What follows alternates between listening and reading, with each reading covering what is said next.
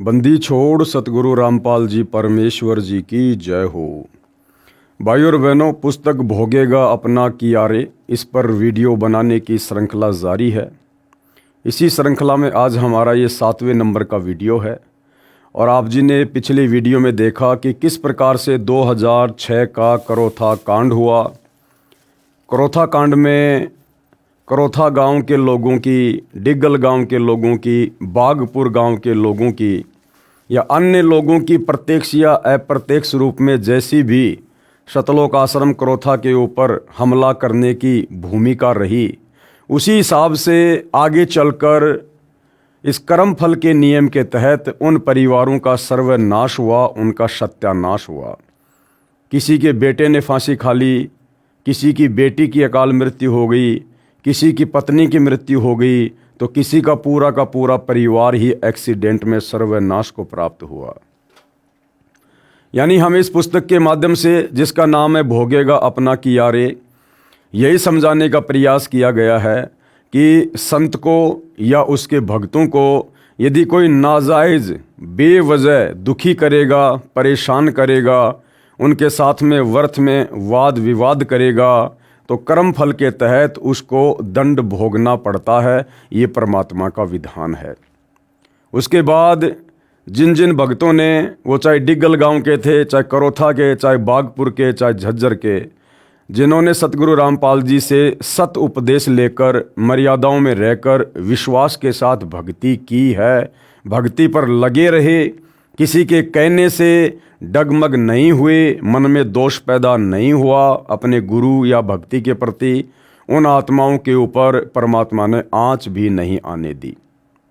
तो भाई और बहनों, आगे हम इस पुस्तक भोगेगा अपना किया में पढ़ेंगे कि सतगुरु रामपाल जी अवतार हैं या फिर स्वयं ही ये परमात्मा है।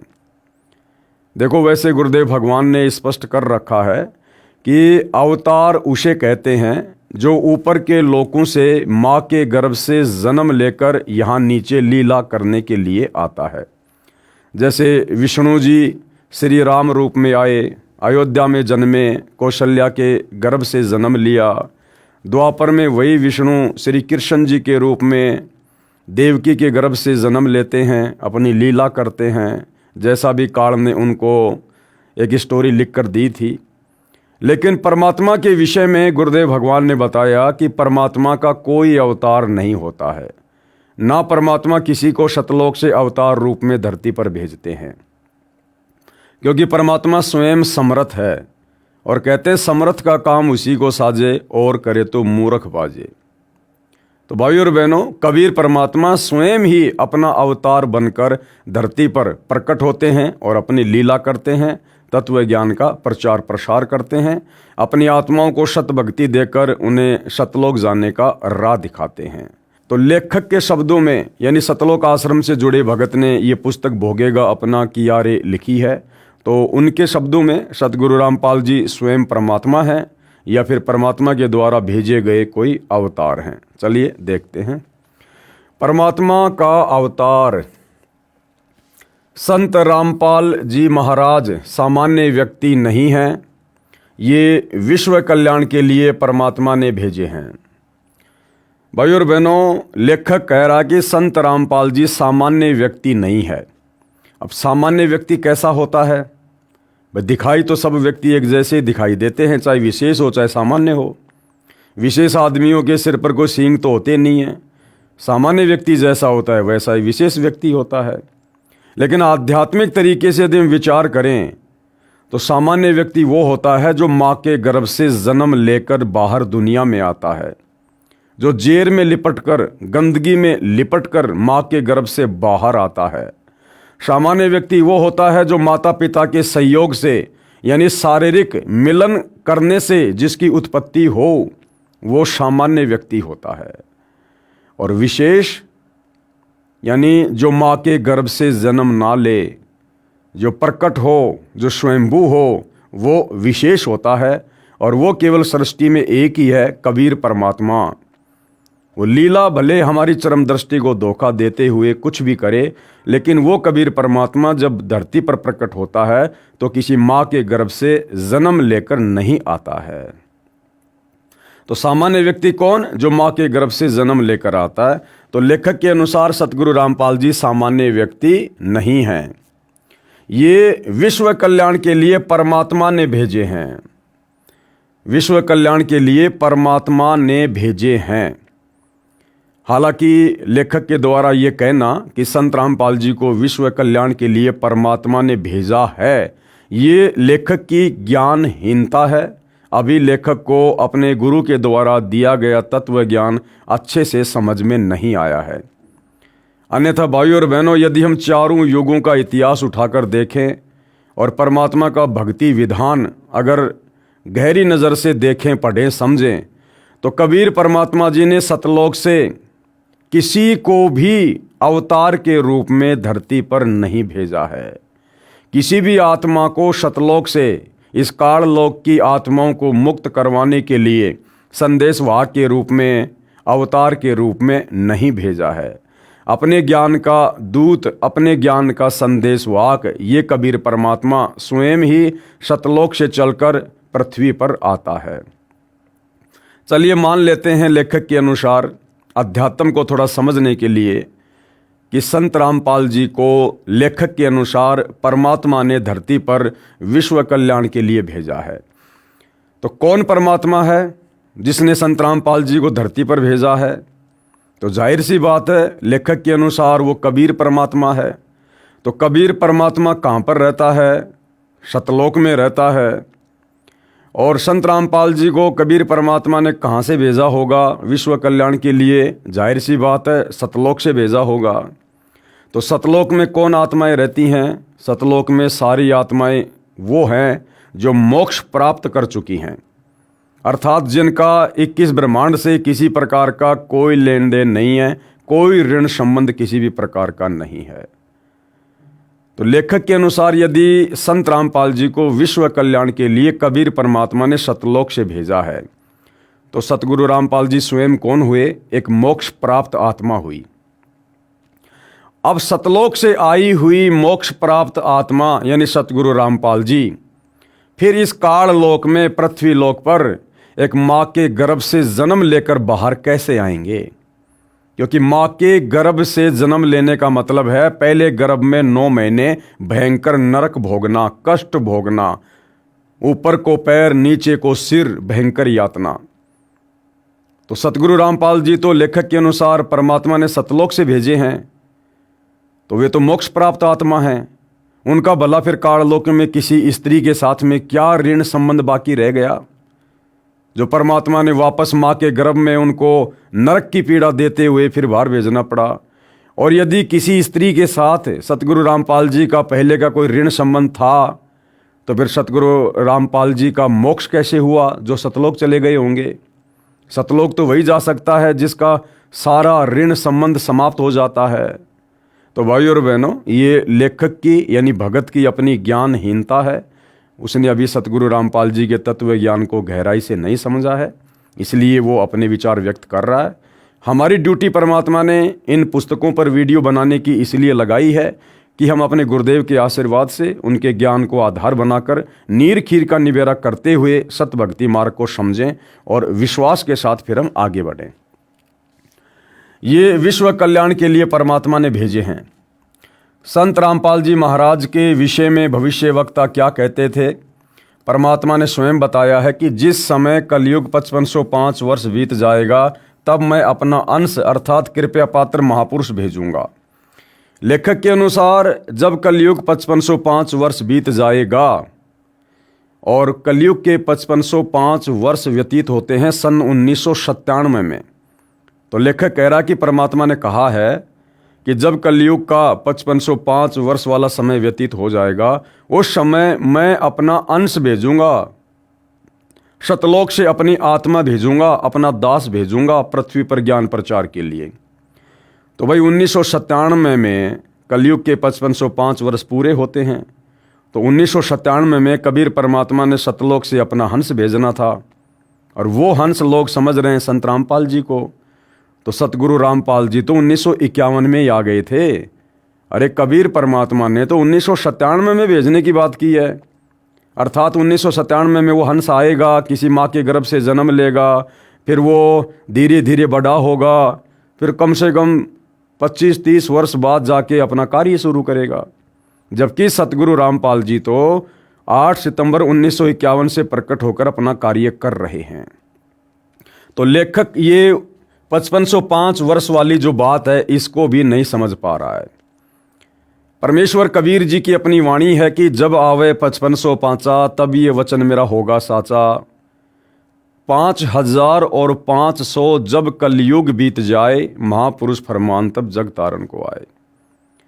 तो 1997 के बाद में कबीर परमात्मा सतगुरु रामपाल जी ने देश और दुनिया के सामने ये हमारे धर्मशास्त्रों में, वेदों में, गीता में, पुराणों में, अन्य धर्मों के धर्म ग्रंथों में, बाइबल में, कुरान मजीद में, कुरान शरीफ में, तौरेत में, जबूर में, इंजिल में, गुरु ग्रंथ साहिब में जो सत्य ज्ञान सृष्टि रचना के विषय में, कबीर परमात्मा के विषय में, शतलोक के विषय में छुपा हुआ था, जिस ज्ञान का सार कोई भी धर्मगुरु इन शास्त्रों से निकाल कर आज तक समाज को नहीं दे पाया, वो सत्य ज्ञान उस कबीर परमात्मा सतगुरु रामपाल जी ने कलयुग के 5505 वर्ष पूरे होने के बाद समाज के सामने सोशल मीडिया के माध्यम से प्रस्तुत करने थे। इसलिए परमात्मा ने यहाँ पर इस प्रकार की वाणी कही है। अन्यथा भाई सतगुरु रामपाल जी तो 1951 में ही धरती पर आ चुके थे। कृपया पढ़िए तथा जाने संत रामपाल जी महाराज कौन है। अब कुछ भविष्य वक्ताओं की भविष्यवाणियां हैं उस महान संत के ऊपर, उस महान पुरुष के ऊपर जिनको सतगुरु रामपाल जी के नाम से जाना जाता है। अमेरिका की भविष्यवक्ता फ्लोरेंस की महत्वपूर्ण भविष्यवाणी। संत रामपाल जी महाराज, देखिए भाई और बहनों, लेखक सतगुरु रामपाल जी का भगत होने के बावजूद और बार बार उनके नाम के आगे दास शब्द का प्रयोग कर रहा है, जबकि एक भगत को यह शोभा नहीं देता है कि वो अपने गुरुजी के नाम के आगे दास शब्द का प्रयोग करे, क्योंकि परमात्मा अपने नाम के आगे दास शब्द जब ये सतगुरु रूप में धरती पर आते हैं केवल इसलिए लगाते हैं ताकि हम उनके लीलामय जीवन को देखकर, उनके दास भाव को देखकर, उनके अधीन भाव को देखकर हम भी अपने अंदर दास भाव पैदा करें, हम भी असल में एक भगत बने, ताकि हमारा गुरु हमारे से प्रसन्न हो। तो भगत को इतना ज्ञान हो जाना चाहिए कि परमात्मा किसी का दास नहीं होता है, परमात्मा तो सतलोक से चलकर यहाँ दास बनाने के लिए आता है। लेकिन फिर भी जैसा भी है, हम अपने गुरुदेव के नाम के आगे दास शब्द का प्रयोग नहीं कर सकते। संत रामपाल जी महाराज के विषय में की गई भविष्यवक्ता फ्लोरेंस की सटीक भविष्यवाणी। क्या कुछ कहा गया है। अमेरिका की विश्वविख्यात भविष्यवक्ता फ्लोरेंस ने अपनी भविष्यवाणियों में कई बार भारत का जिक्र किया है। The fall of sensational culture नाम की अपनी पुस्तक में उन्होंने लिखा है कि सन 2000 आते आते प्राकृतिक संतुलन भयावह रूप से बिगड़ेगा, लोगों में आक्रोश की प्रबल भावना होगी, दुराचार पराकाष्ठा पर होगा, पश्चिमी देशों के विलासितापूर्ण जीवन जीने वालों में निराशा, बेचैनी और अशांति होगी। पश्चिमी देश कौन से? अमेरिका, इंग्लैंड, ये जो विकसित देश अपने आप को कहते हैं। तो सन 2000 के बाद में उन देश में रहने वाले लोगों के अंदर भक्ति के अभाव से, आध्यात्मिकता के अभाव से उनमें निराशा छा जाएगी। अपने आप को वो अकेला सा महसूस करेंगे, लाचार सा महसूस करेंगे, उनका मन किसी चीज़ पर स्थिर नहीं रहेगा, एक अनजानी सी बेचैनी सी रहेगी बिना भक्ति के, बिना भगवान के, क्योंकि उनके पुण्य धीरे धीरे नष्ट होंगे और पाप कर्म धीरे धीरे बढ़ेंगे। तो पाप कर्मों के बढ़ने से फिर ऑटोमेटिक बेचैनी और परेशानियों का जीव ने सामना करना पड़ता है। अतृप्त अभिलाषाएं, अतृप्त अभिलाषाएं क्या होती है? यानी जो मर्जी भौतिक सुख सुविधा प्राप्त कर लो, लेकिन फिर भी मन की संतुष्टि ना होना, एक बेचैनी सी बने रहना जोर पकड़ेगी, जिससे उनमें आपसी कटुता बढ़ेगी, चारों ओर हिंसा और बर्बरता का वातावरण होगा। ऐसा वातावरण होगा कि चारों ओर हाहाकार मच जाएगा। लेकिन भारत से उठने वाली एक नई विचारधारा, भारत से क्या विचारधारा उठेगी? आध्यात्मिक विचारधारा, सत्य भक्ति की विचारधारा। कौन उठाएगा? वह महापुरुष सतगुरु रामपाल जी। लेकिन भारत से उठने वाली एक नई विचारधारा इस घातक वातावरण को समाप्त कर देगी। वह विचारधारा वैज्ञानिक दृष्टिकोण से सामंजस्य और भाईचारे का महत्व समझाएगी। वह ये भी समझाएगी कि धर्म और विज्ञान में आपस में विरोध नहीं है, कि धर्म और विज्ञान में आपस में विरोध नहीं है। यानी ये जो विज्ञान है, जो वैज्ञानिक उपकरण हैं, वैज्ञानिकों को जो ये दिमाग देकर ये इंस्ट्रूमेंट बनवाए गए हैं, ये इंसान की खोज नहीं है, इंसान की उपलब्धि नहीं है। उस परमात्मा ने ही भक्ति में सहयोग के लिए, हमारे कार्यों को आसान करने के लिए ये इस प्रकार की थोड़ी बहुत विज्ञान हम इंसानों को दी है। और ये जो विज्ञान है ये भक्ति मार्ग में सहयोगी है, भक्ति मार्ग को समझने में सहयोगी है। जैसे आज हमारे पास में मोबाइल है, हम जब चाहें अपने भगत भाई बहनों से बात कर सकते हैं, परमात्मा की हम चर्चा कर लें। जब चाहे मोबाइल में, टीवी में, इंटरनेट से, यूट्यूब पर हम भगवान के सत्संग सुन सकते हैं। आज मालिक ने इसी विज्ञान के माध्यम से वैज्ञानिकों के द्वारा साधन बनवा दिए, गाड़ियाँ बनवा दी, एरोप्लेन बनवा दी। हम जो दूरी 1 महीने में पूरी किया करते थे, आज हम इस विज्ञान के द्वारा बनाए गए साधनों के माध्यम से मात्र 2 घंटे में, 5 घंटे में पूरी कर सकते हैं। तो विज्ञान जो है धार्मिकता में सहयोगी है, यदि कोई उसका सही से उपयोग करना चाहे तो। आध्यात्मिकता की उच्चता और भौतिकता का खोखलापन सबके सामने उजागर करेगी।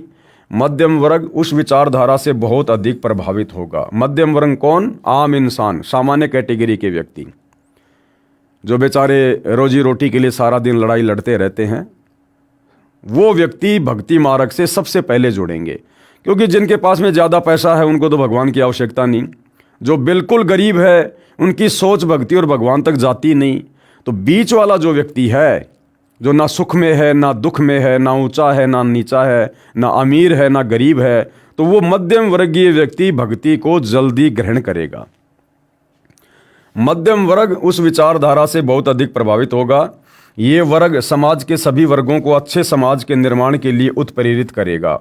ये विचारधारा पूरे विश्व में चमत्कारी परिवर्तन लाएगी, यानी भक्ति से ही विश्व का भला होगा।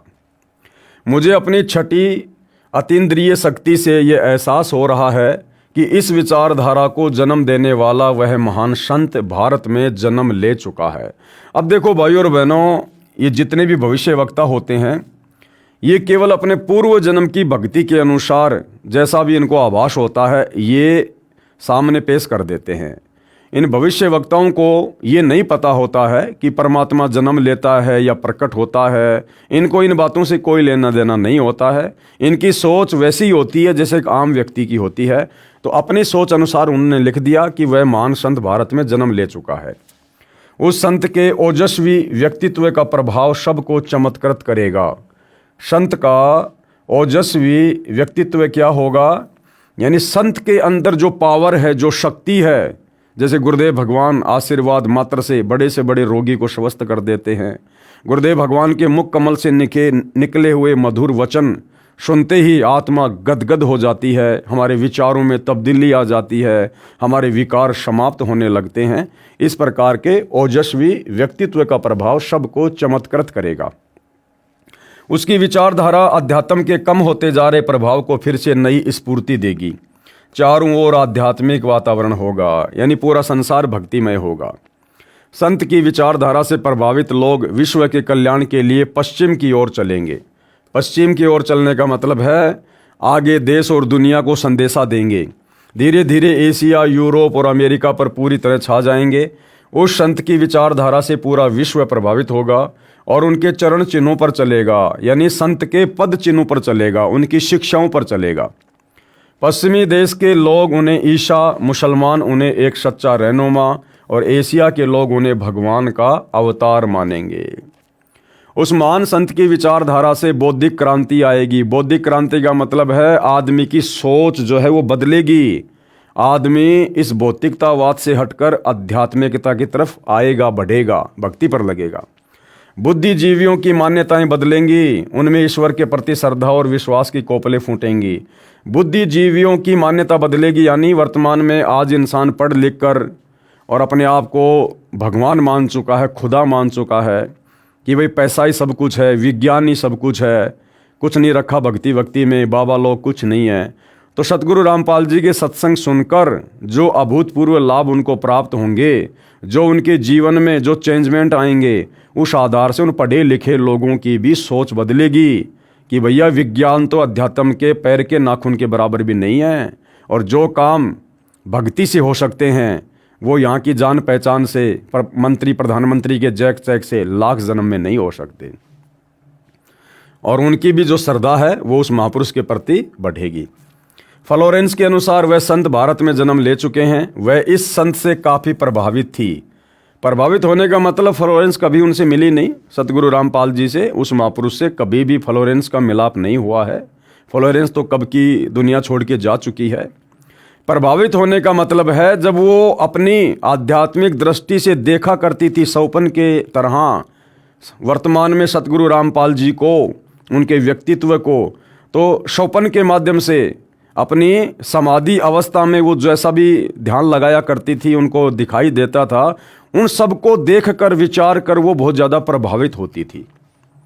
अपनी एक पुस्तक golden light of new era में भी उन्होंने लिखा है, जब मैं ध्यान लगाती हूँ तो अक्सर एक संत को देखती हूँ। किसको? सतगुरु रामपाल जी को। यानी वर्तमान में सतगुरु रामपाल जी का जो रूप, जो स्वरूप है, वो बहन फ्लोरेंस, अमेरिका की भविष्य वक्ता, सैकड़ों वर्ष पहले वो ध्यान समाधि के माध्यम से देखा करती थी। गौर वर्ण का है, सफ़ेद बाल हैं, उसके मुख पर न दाढ़ी है न मूछ है। उस संत के ललाट यानी माथे पर गजब का तेज होता है। उनके ललाट पर आकाश से एक नक्षत्र के प्रकाश की किरणें निरंतर बरसती रहती हैं। मैं देखती हूँ कि वह संत अपनी कल्याणकारी विचारधारा तथा अपने सत्य चरित्र प्रबल अनुयायियों की शक्ति से संपूर्ण विश्व में नए ज्ञान का प्रकाश फैला रहे हैं। वह संत अपनी शक्ति निरंतर बढ़ा रहे हैं। बढ़ाने का मतलब है उनके भक्तों की संख्या धीरे धीरे धीरे धीरे बढ़ रही है, यानी पृथ्वी पर भक्तिमय वातावरण धीरे धीरे बढ़ रहा है। उनमें इतनी शक्ति है कि वह प्राकृतिक परिवर्तन भी कर सकते हैं। उनमें इतनी शक्ति है कि वे प्राकृतिक परिवर्तन भी कर सकते हैं। भाई परमात्मा हैं, परमेश्वर हैं, प्रकृति तो उनके अधीन है, उनकी नौकर है। जैसा वो चाहेंगे वैसा ही ये पांचों तत्व पृथ्वी, अग्नि, जल, वायु, आकाश कार्य करेंगे। तो क्या लिखा जा रहा है? फ्लोरेंस क्या कह रही है कि उस महापुरुष में, उस संत में इतनी शक्ति है कि वह प्राकृतिक परिवर्तन भी कर सकते हैं। अब भाइयों और बहनों, जैसे वर्तमान में हरियाणा में बाढ़ आई, गांव के गांव बाढ़ के पानी से दुखी हुए, परेशान हुए। अगर हरियाणा के लोग समय रहते सतगुरु रामपाल जी के ज्ञान को समझकर उनकी शरण में आ जाते, अगर वो भक्ति पर लग जाते और मर्यादाओं में रहकर भक्ति करते और करोथा कांड या बरवाला कांड जैसी घटनाओं को काल प्रेरणा से जन्म ना देते, तो भाइयों और बहनों आज हरियाणा में लोगों को बाढ़ का सामना नहीं करना पड़ता। क्योंकि ये वही महापुरुष है जिसके विषय में फ्लोरेंस कह रही है कि वह प्राकृतिक परिवर्तन को भी रोक सकता है। अगर बाढ़ आनी हो, वो संत अपने आशीर्वाद से, अपनी शक्ति से उसे सामान्य समय में तब्दील कर सकता है। भूकंप आना हो, वो संत उसे भी रोक सकता है। कोई भयंकर आंधी, तूफान, बरसात, अतिवृष्टि, ओलावृष्टि, महामारी आनी हो, वो संत उसे भी रोक सकता है। यानी उसकी शक्ति इतनी प्रबल है। वह अपना कार्य वैज्ञानिक ढंग से करेंगे। वैज्ञानिक ढंग से यानी हर चीज़ के वो सबूत पेश करेंगे, वो प्रमाणित तरीकों से पेश करेंगे, स्पष्ट रूप से चमत्कार नहीं करेंगे।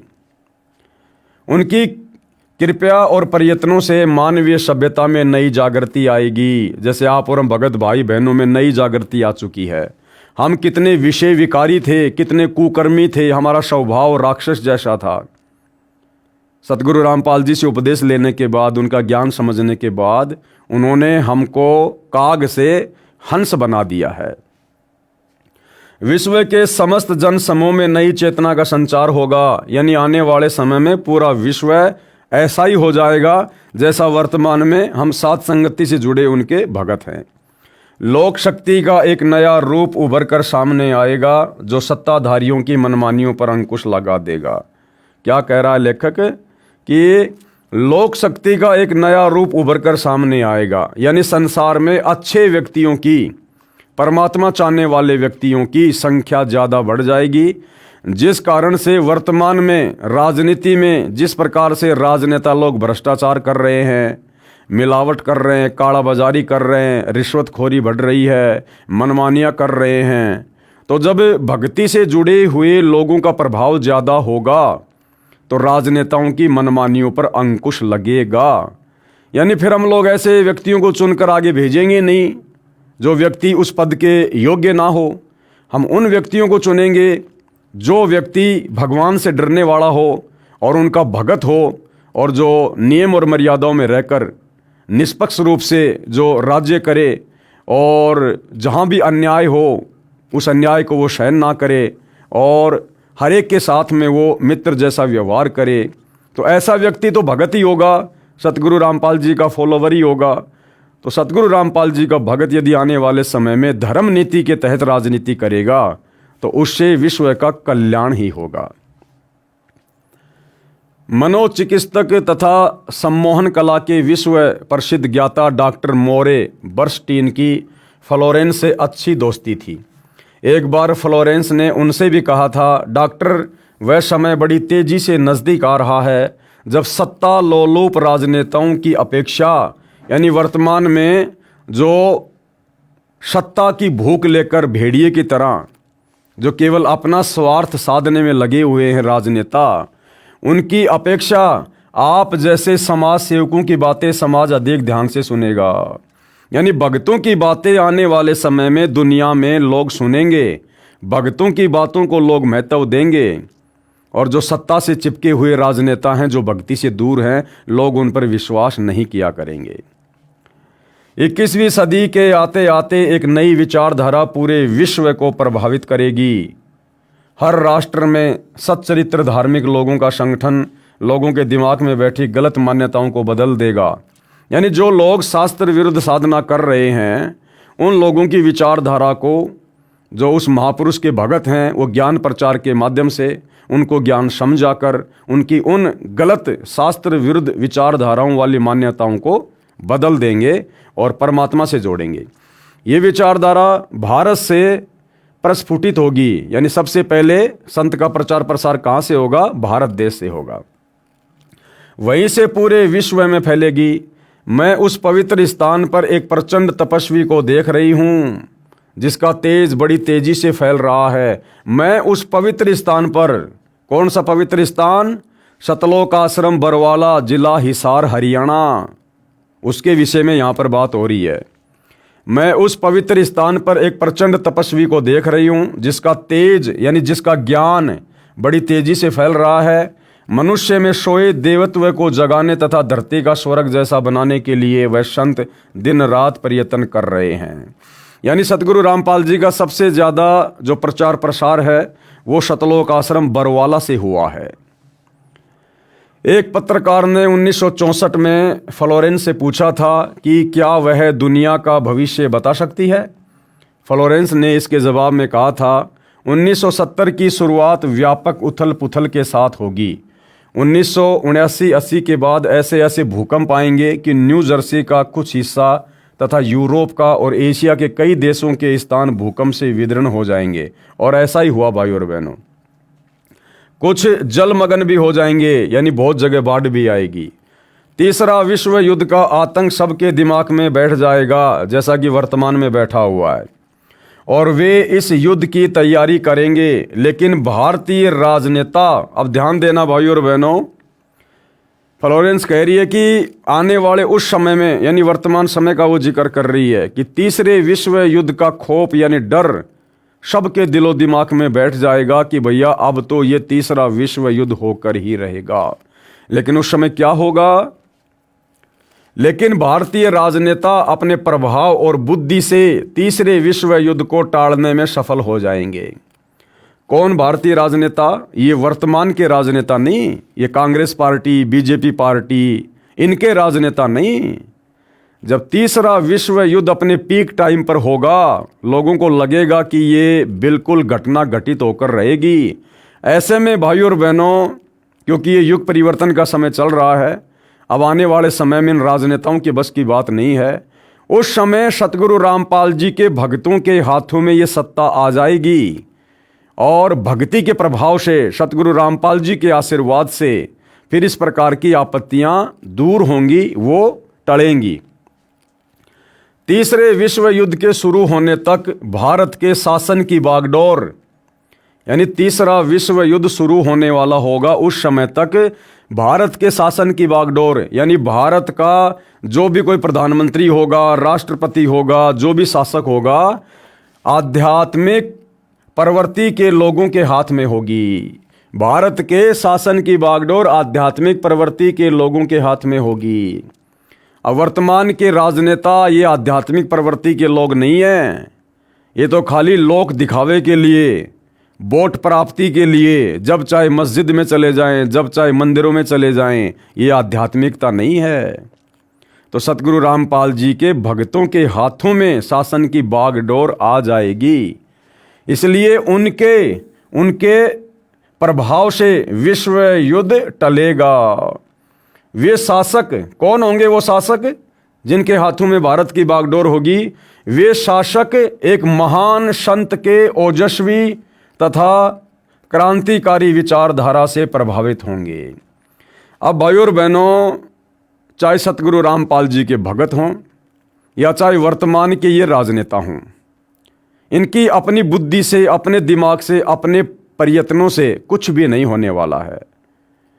तो जो परिवर्तन होगा वो संत जी के विचारों से प्रभावित व्यक्तियों के माध्यम से होगा, और वो व्यक्ति चाहे संत जी के भगत हों या चाहे वर्तमान के राजनेता अंत में थक हार के ऊपर हाथ खड़े करके सतगुरु रामपाल जी के चरणों में गिड़गिड़ाकर उनसे उपदेश लेकर और प्रतिज्ञा करें, संकल्प करें कि अब हम जो शासन करेंगे आपके दिशा निर्देशन में करेंगे। तो जो इस प्रकार से संकल्प कर लेगा, सतगुरु जी से उपदेश ले लेगा, वो भी तो फिर उनका भगत ही हुआ, संत जी का ही भगत हुआ।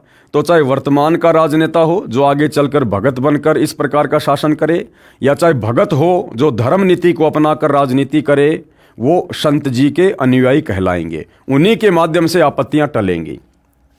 वे शासक एक महान संत के ओजस्वी तथा क्रांतिकारी विचारधारा से प्रभावित होंगे। वे उस संत के प्रति उसी तरह समर्पित होंगे जैसे वाशिंगटन स्वतंत्रता एवं मानवता के प्रति समर्पित थे। वाशिंगटन कौन? ये अमेरिका का प्रथम राष्ट्रपति था, और जिस प्रकार से वो अपने देश के प्रति समर्पित था, उसी प्रकार से आने वाले समय में भारत की शासन की बागडोर उन्हीं लोगों के हाथ में होगी जो सतगुरु रामपाल जी के प्रति पूर्णतया समर्पित होंगे।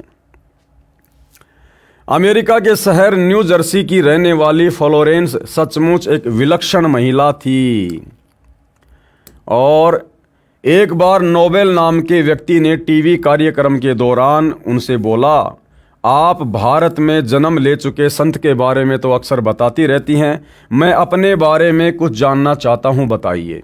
तो देखिएगा किस प्रकार से फ्लोरेंस ने उस व्यक्ति के ऊपर बहुत ही सटीक भविष्यवाणी की। फ्लोरेंस ने उनके दाहिने हाथ को थाम लिया और बोली, आप बहुत जल्द किसी दूसरे राज्य से प्रसारण करेंगे। यानी जो वो व्यक्ति था वो एक टीवी चैनल पर एंकर था, और फ्लोरेंस ने उसका हाथ देकर कहा कि बहुत जल्दी आप यहाँ से हटकर किसी दूसरे राज्य में किसी टीवी चैनल पर ये कार्यक्रम दिखाने का कार्य किया करेंगे। नोबेल एक प्रसारण सेवा के कर्मचारी थे, यानी टीवी चैनल के एंकर थे। फ्लोरेंस की इस बात पर वह हंसने लगे। कुछ देर बाद बोले, आपने मुझसे ये अच्छा मजाक किया। यदि हमारी कंपनी के अधिकारी इस कार्यक्रम को देख रहे होंगे तो मैं दूसरे राज्य में जाऊं या नहीं, फिलहाल अपनी कंपनी से तुरंत निकाल दिया जाऊंगा।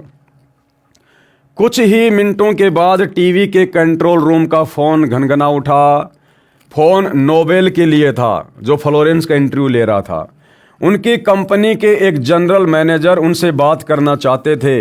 नोबेल ने जब फ़ोन उठाया तो उन्होंने कहा, हमने न्यूयॉर्क से प्रसारण करने का काम शुरू करने का निर्णय लिया है, वहाँ तुम्हें ही भेजा जाएगा। यानी जैसा उसको नोबेल ने बताया था वैसा ही अगले 2 मिनट में तुरंत घटित हो गया। यानी इतनी सटीक उसकी भविष्यवाणी थी। तो हमने ये विश्वास करना पड़ेगा कि सतगुरु रामपाल जी के बारे में, उस महापुरुष के बारे में फ्लोरेंस ने जो भविष्यवाणियाँ लिखी हैं वो भी बिल्कुल सटीक होंगी। वहाँ तुम्हें ही भेजा जाएगा। अभी ये बात गुप्त रखना, इसकी घोषणा कल की जाएगी। मैं टीवी पर फ्लोरेंस के साथ तुम्हारी बातचीत देख रहा था। फ्लोरेंस ने तुम्हारे विषय में जो बताया है वह पूरी तरह सच है। आश्चर्य है कि उन्हें ये बात कैसे मालूम हो गई। तो आम सांसारिक व्यक्ति को तो भाई और बहनों आश्चर्य होना स्वाभाविक है, लेकिन जो आध्यात्मिक क्षेत्र के जो लोग होते हैं उन्हें इन बातों का पता होता है कि आध्यात्मिक शक्ति से कुछ भी देखा जा सकता है। अपने पूर्व जन्म की भक्ति कमाई से आदमी किसी का भविष्य भी देख सकता है, बता भी सकता है।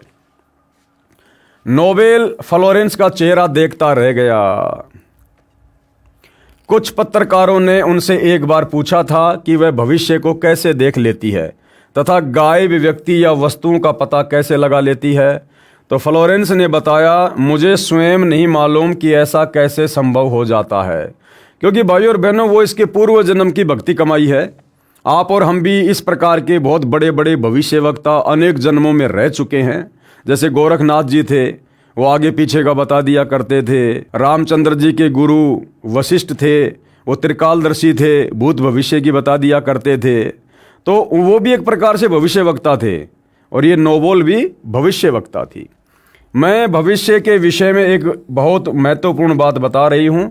20वीं शताब्दी के अंत में यानी सन 2000 के बाद में भारतवर्ष से एक प्रकाश निकलेगा। कौन सा प्रकाश निकलेगा? सूरज का प्रकाश तो रोज ही निकलता है। अध्यात्म का प्रकाश, ज्ञान का गोला, सतगुरु रामपाल जी के माध्यम से आध्यात्मिक क्रांति। ये प्रकाश पूरी दुनिया को उन देवी शक्तियों के विषय में जानकारी देगा जो अब तक हम सभी के लिए रहस्यमय बनी हुई थी। कौन सी देवी शक्तियाँ? ये ब्रह्मा विष्णु महेश, जिनको हम परमात्मा मानकर, स्वयंभू मानकर, अजरो अमर मानकर पूज रहे थे। इनके अलावा हमें आगे का ज्ञान ही नहीं था। तो ये हमारे लिए रहस्य बना हुआ था एक। अब सतगुरु रामपाल जी ने सृष्टि रचना सुनाकर इस रहस्य का पर्दा फाश किया है। ये प्रकाश पूरी दुनिया को उन दैवीय शक्तियों के विषय में जानकारी देगा जो अब तक सभी के लिए रहस्य में बनी हुई थी। और सबसे बड़ी दैवीय शक्ति जो रहस्य में बनी हुई थी वो क्या? स्वयं कबीर परमात्मा, उनका शतलोक, उनका सचखंड, जिसके विषय में यहाँ किसी को बूंद का भी नहीं पता था कि सृष्टि रचना क्या है, सचखंड क्या है, शतलोक क्या है, मुक्ति का मार्ग क्या है, सार शब्द क्या है, सार नाम क्या है। तो इन सारी बातों की जानकारी अब हमें प्राप्त हुई है। देवी शक्तियों की जानकारी जो संत रामपाल जी महाराज द्वारा बताई गई है, एक दिव्य महापुरुष द्वारा ये प्रकाश पूरे विश्व में फैलेगा। वह सभी को सतमार्ग पर चलने की प्रेरणा देगा। समस्त दुनिया में एक नई सोच की ज्योति फैलेगी। जब मैं ध्यान अवस्था में होती हूँ यानी समाधि में होती हूँ तो अक्सर यह दिव्य महापुरुष मुझे दिखाई देता है। सतगुरु रामपाल जी उस बहन को सतलोक आश्रम बरवाला में और करोथा में बैठे हुए दिखाई दिया करते थे। जब वो बहन ध्यान लगाया करती थी तब वो भविष्यवाणी किया करती थी भारत के महान संत के बारे में। फ्लोरेंस ने बार बार इस संत या दिव्य महापुरुष का जिक्र किया है। साथ ही यह भी बताया है कि उत्तरी भारत के एक पवित्र स्थान पर वह मौजूद है। उत्तरी भारत यानी जो हरियाणा है वो भारत के उत्तर दिशा में है। तो उत्तरी भारत के एक पवित्र स्थान पर यानी सतलोक आश्रम बरवाला में बैठा हुआ वह महापुरुष संत रामपाल जी उस फ्लोरेंस को ध्यान अवस्था में दिखाई दिया करते थे। सज्जनों, उपरोक्त भविष्यवाणी तथा वर्तमान वाणी है जो परम संत रामपाल जी महाराज पर खरी उतरती है तथा इसी का समर्थन अन्य भविष्यवाणियाँ भी करती हैं जो आगे लिखी हैं। आगे कौन कौन सी भविष्यवाणियाँ हैं जो बहुत समय पहले, सैकड़ों वर्ष पहले कही जा चुकी हैं और वर्तमान में वो भविष्यवाणियाँ किस महापुरुष पर खरी खरी उतर रही हैं। भाई बाले वाली जन्म साखी में प्रमाण है। भाई बाले वाली जन्म साखी क्या है? ये भाई बाला और मर्दाना ये आदरणीय नानक जी के दो शिष्य थे और ज़्यादातर ये नानक जी के साथ में रहे थे। नानक जी के सतलोक जाने के बाद में नानक जी ने अपने मार्ग की बागडोर अपने शिष्य अंगद देव जी के हाथों में सौंप दी। यानी नानक जी के बाद उनका उत्तराधिकारी गुरु अंगद देव था। तो अंगद देव जी को फिर सारी की सारी बातें भाई बाला ने बैठकर बताई और अंगद जी ने उनको एक पुस्तक के रूप में लिपिबद्ध कर दिया कि श्री नानक जी के जीवन काल में क्या क्या घटनाएं घटित हुई, वो कहाँ कहाँ गए, किन किन से मिले, कैसे कैसे चमत्कार किए, वो सारी बातें फिर बालाजी से सुनकर अंगद जी ने एक पुस्तक के रूप में लिपिबद्ध कर दी, जिसको भाई बाले वाली जन्म साखी कहा जाता है। एक महापुरुष के विषय में भाई बाले वाली जन्म साखी में प्रहलाद भगत की भविष्यवाणी, एक महापुरुष के विषय में यानी सतगुरु रामपाल जी के विषय में, और भगत प्रहलाद जो त्रेता युग में हुआ था, जिसको परमात्मा ने नरसिंह रूप धारण करके बचाया था, उसकी रक्षा की थी। बाद में परमात्मा ने ऊपर उसके लिए अलग से एक नगरी रच दी, प्रहलादपुरी, प्रहलाद का लोक। तो एक बार नानक जी अपने शिष्य मर्दाना को साथ में लेकर प्रहलाद के लोक में गए थे, ऊपर, जो यहाँ से लाखों किलोमीटर ऊपर है, अपनी आध्यात्मिक शक्ति से, सिद्धि शक्ति से। और प्रहलाद जी ने फिर क्या भविष्यवाणी की थी वर्तमान महापुरुष सतगुरु रामपाल जी के विषय में, वो यहाँ पर बताया जा रहा है। सिख समाज के लिए जन्म साखी भाई बाले वाली इतनी ही महत्वपूर्ण है जितनी हिंदू समाज के लिए श्रीमद् भगवद गीता। श्री गुरु ग्रंथ साहिब जी के पश्चात इस जन्म साखी पुस्तक का दूसरा स्थान है। भाई बाले वाली जन्म साखी में लिखा गया विवरण स्पष्ट करता है कि संत रामपाल जी महाराज ही वह अवतार है जिन्हें परमेश्वर कबीर जी तथा संत नानक जी के पश्चात पंजाब की धरती पर अवतरित होना था। संत रामपाल जी महाराज 8 सितंबर 1951 को गांव धनाना, जिला सोनीपत, हरियाणा प्रांत, उस समय पंजाब प्रांत में था, भारत की पवित्र धरती पर श्री नंदराम जाट के घर जाट वर्ण में श्रीमती इंद्रो देवी की कोख से जन्मे। अब भाइयों और बहनों, इंद्रो देवी की कोख से जन्मे, ये शब्द लेखक के अपने निजी विचार हैं, लेखक की ज्ञानहीनता है। सतगुरु रामपाल जी का जन्म किसी स्त्री की कोख से नहीं हुआ है। जिसका स्त्री की कोख से जन्म होता है वो महापुरुष नहीं होता है, क्योंकि महापुरुष तो सृष्टि में केवल एक ही है, कबीर परमात्मा। और कबीर परमात्मा ने तो सबको उत्पन्न किया है। दुनिया की कोई भी स्त्री कबीर परमात्मा को 9 महीने तो छोड़िए, 1 सेकंड के लिए भी अपने पेट में रखने में सक्षम नहीं है। तो यहाँ लेखक की अपनी नादानी है, ज्ञानहीनता है। यहाँ पर सतगुरु रामपाल जी के विषय में जिक्र है। ये स्वयं स्वयंभू परमात्मा है। ये किसी माँ के गर्भ से जन्म लेकर नहीं आते हैं, ये प्रकट होते हैं। लीला परमेश्वर हमारी चरम दृष्टि को धोखा देने के लिए जो मर्जी करें। इस विषय में जन्म साखी भाई बाले वाली हिंदी वाली में, जिसके प्रकाशक हैं भाई जवाहर सिंह कृपाल सिंह एंड कंपनी, पुस्तकां वाले बाजार माई सेवा अमृतसर पंजाब, तथा पंजाबी वाले के प्रकाशक हैं भाई जवाहर सिंह कृपाल सिंह, पुस्तकां वाले गली 8 बाग रामानंद अमृतसर पंजाब। अब इसमें क्या लिखा हुआ है उस महापुरुष सतगुरु रामपाल जी के विषय में? इसमें लिखा अमर लेख इस प्रकार है। एक समय भाई बाला तथा मर्दाना को साथ लेकर सतगुरु नानक देव जी भगत प्रहलाद जी के लोक में गए, जो पृथ्वी से कई लाख कोस दूर अंतरिक्ष में है।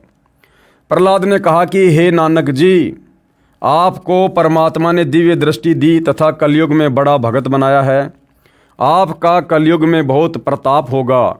यहाँ पर प्रहलाद के लोक में पहले कबीर जी आए थे, यानी नानक जी से पहले भगत प्रहलाद के लोक में कबीर परमात्मा भी जाकर आ चुके थे। तो भगत प्रहलाद कह रहा कि आपसे पहले यहाँ पर जो है कबीर जी भी आए थे, या आज आप आए हो और एक और आएगा। ये ध्यान देना भाई और बहनों। भगत प्रहलाद ने क्या कहा कि नानक जी, आपको परमात्मा ने कलयुग में बड़ा भगत बनाया है। आपसे पहले यहाँ कबीर जी आए थे मेरे लोक में, आज आप आए हो। और आगे एक और आएगा, इनके अलावा कोई भी मेरे लोक में नहीं आ सकता। और भाइयों और बहनों, ये तीनों की तीनों शक्तियां एक ही हैं। चाहे कबीर कहो, चाहे नानक कहो, चाहे सतगुरु रामपाल जी कहो, ये तीनों महापुरुष एक ही थे, बस लीलाएं इन्होंने अपने आप को भिन्न भिन्न दर्शाते हुए की हैं। अन्यथा प्रहलाद के लोक में कबीर परमात्मा के अलावा दूसरा कोई नहीं जा सकता, क्योंकि प्रहलाद का लोक कहाँ है अंतरिक्ष में, इस काल को भी नहीं पता है। क्योंकि वो लोक, वो प्रहलादपुरी परमात्मा कबीर जी ने भगत प्रहलाद के लिए रची थी, इस काल ने नहीं रची। और जिस प्रकार इस काल को 21 ब्रह्मांड में जो मिन्नी सतलोक है वो कहाँ है उसके विषय में नहीं पता, इसी प्रकार भगत प्रहलाद के लिए रचे गए इस प्रहलाद लोक का भी काल को नहीं पता। कबीर परमात्मा ने रचा है तो केवल कबीर परमात्मा ही जा सकता है। तो पहले कबीर परमात्मा गए, उसके बाद कबीर परमात्मा ने ही नानक जी के रूप में सारी लीला की। जब नानक जी को सतलोक दिखाने के लिए ले गए तो उनकी आत्मा को तो परमात्मा ने मिनी सतलोक में बैठा दिया और खुद ही फिर नानक जी के रूप में पूरी लीला कर रहे थे। अन्यथा एक भगत नानक, एक भगत, एक जीव भला कैसे अपने दो शिष्य बाला मर्दाना को लेकर और प्रहलाद के लोक में लाखों किलोमीटर ऊपर चला जाएगा। भगत की कुछ मर्यादा होती हैं। अगर नानक जी उस समय एक सामान्य जीव होते, आत्मा होती, भगत होते, भगत कभी भी मर्यादाओं का उल्लंघन नहीं करता है। तो नानक जी के रूप में स्वयं कबीर परमात्मा थे और ये समस्त सिद्धियों के स्वामी हैं, इनके ऊपर कोई नियम और मर्यादा लागू नहीं होती है। तो नानक जी के रूप में भी खुद कबीर परमात्मा ही थे जो भगत प्रहलाद के लोक में गए थे। और परमात्मा कबीर जी चाहे नानक के रूप में हो, चाहे संत रामपाल जी के रूप में हो, चाहे स्वयं हो, वो चाहे जिनको अपने साथ लेकर जा सकते हैं। जैसे नानक जी के रूप में कबीर जी बाला और मर्दाना को लेकर गए थे। तो भगत प्रहलाद ने क्या कहा, यहां पर प्रहलाद के लोक में पहले कबीर जी आए थे या आज आप आए हो, एक और आएगा। अब वो एक और जो आएगा वो कौन है? एक और आएगा वो है सतगुरु रामपाल जी, स्वयं कबीर परमात्मा। यानी सतगुरु रामपाल जी भी भगत प्रहलाद के लोक में जाएंगे। भविष्यवाणी में लिखा है, पूर्व निर्धारित है, अपने कुछ भक्तों को भगत प्रहलाद के लोक में साथ लेकर जाएंगे। आने वाला जो शेष, जो ये कलयुग है, हजारों साल जो भक्ति मार्ग चलेगा, उन आत्माओं को दृढ़ करने के लिए, उनको विश्वास दिलाने के लिए कि सतगुरु रामपाल जी कौन महापुरुष थे, स्वयं परमात्मा थे। तो ये उदाहरण भी सतगुरु रामपाल जी आने वाले समय में पेश करेंगे। और वो कौन कौन आत्माएं होंगी जो अपने सतगुरु के साथ में भगत प्रहलाद के लोक में जाएंगी। एक और आएगा जो आप दोनों जैसा ही महापुरुष होगा। क्या कह रहे हैं? आप दोनों जैसा ही महापुरुष होगा। अब कबीर जैसा तो कोई दूसरा हो ही नहीं सकता भाई, कबीर तो सृष्टि में एक ही है, उसके जैसा कोई दूसरा हो ही नहीं सकता। अगर हो गया तो फिर वो भी फिर परमात्मा हो गया, भगवान हो गया। तो भगत प्रहलाद जी क्या कह रहे हैं कि एक और आएगा जो आप दोनों जैसा ही होगा, यानी तीनों शक्तियां एक ही हैं, कबीर परमात्मा। इन तीनों के अतिरिक्त यहां मेरे लोक में कोई नहीं आ सकता। भगत बहुत हो चुके हैं, आगे भी होंगे, परंतु यहां मेरे लोक में वही पहुंच सकता है जो इन जैसी महिमा वाला होगा। और कोई नहीं आ सकता, यहां नहीं पहुंच सकता। इसलिए इन तीनों के अतिरिक्त यहां कोई नहीं आ सकता। मर्दाने ने पूछा कि हे प्रहलाद जी, कबीर जी तो जुलाहा थे, नानक जी जो है वो खत्री हैं, वह तीसरा किस वर्ण यानी जाति से तथा किस धरती पर अवतरित होगा? जो तीसरा महापुरुष आप कह रहे हो ना कि वो आएगा, तो वो किस जाति में होगा और किस धरती पर वो अवतरित होगा, वो प्रकट होगा? प्रहलाद भगत ने कहा, भाई सुन, नानक जी के सचखंड जाने के सैकड़ों वर्ष पश्चात पंजाब की धरती पर जाट वर्ण में जन्म लेगा। क्या करेगा? पंजाब की धरती पर जाट वर्ण में जन्म लेगा। अब आप सोच रहे होंगे सतगुरु रामपाल जी तो हरियाणा की धरती पर आए हैं, यहाँ तो प्रहलाद जी पंजाब की धरती का नाम ले रहे हैं। जिस समय सतगुरु रामपाल जी 8 सितंबर 1951 को गांव धनाना, जिला सोनीपत, हरियाणा की पावन धरती पर प्रकट हुए थे, आए थे, उस समय भाई और बहनों वो पंजाब की धरती ही कहलाती थी। उस समय तक हरियाणा प्रांत नहीं बना था, हरियाणा का जन्म नहीं हुआ था। उस समय वो धनाना गांव वो पंजाब की धरती का क्षेत्र था। आगे चलकर 1962 या 1965 में ये हरियाणा राज्य अलग बना है। तो सतगुरु रामपाल जी पंजाब की धरती पर 8 सितंबर 1951 को प्रकट हुए थे। पंजाब की धरती पर जाट वर्ण में जन्म लेगा और उनका प्रचार प्रसार क्षेत्र क्या होगा, तथा उसका प्रचार क्षेत्र शहर बरवाला होगा। धनाना धाम का नाम नहीं लिखा है। दास ने आपको बताया ना, सतगुरु रामपाल जी का मुख्य जो प्रचार प्रसार हुआ है, जो आगे होगा, वो सतलोक आश्रम बरवाड़ा से होगा, क्योंकि बरवाड़ा भविष्यवाणियों में पहले से अंकित है। अन्यथा वो जहां प्रकट हुए धनाना, तो वहीं का फ्लोरेंस ने क्यों नहीं बताया? तो फ्लोरेंस क्या कह रही थी कि जब मैं ध्यान अवस्था में होती हूं तो वो जिस स्थान पर बैठा है, मैं उस स्थान पर उसको बैठे हुए देख रही हूं, जहां से उसका प्रचार प्रसार फैल रहा है। तो फ्लोरेंस भी अपनी ध्यान अवस्था में सतलोक आश्रम बरवाड़ा को देखा करती थी। और भाई बाले वाली जन्म साखी में भी, और भगत उस प्रहलाद ने, जो पृथ्वी से लाखों किलोमीटर दूर ऊपर अंतरिक्ष में है उसका लोक, उस भगत प्रहलाद ने भी क्या कहा कि उसका प्रचार प्रसार क्षेत्र क्या होगा, बरवाला। हालांकि जन्म साखी में ये बटाला लिखा हुआ है, लेकिन बटाला नाम का जो भी शहर है उसमें कोई भी आज तक जाट जाति में कोई संत नहीं हुआ। तो ये लिखते समय जो ये लेखक थे, ये इनकी तरफ से ये मिसप्रिंट हुआ है। ये बाद में सतगुरु रामपाल जी ने बताया कि वो बटाला नहीं बरवाला है, बरवाला। एक बार सतगुरु रामपाल जी के मुख से थोड़ा सा सुन लीजिए कि नानक साहिब जी के साथ मर्दाना जी एक बार प्रहलाद जी के लोक में चले गए। ये देखिएगा, ये वही प्राण संगली है गुरु नानक देव जी की। ये जन्म साखी है भाई बाला वाली, ये आपको पहले भी दिखाई थी। अब इसके आपको दिखाते हैं 272 पृष्ठ पे।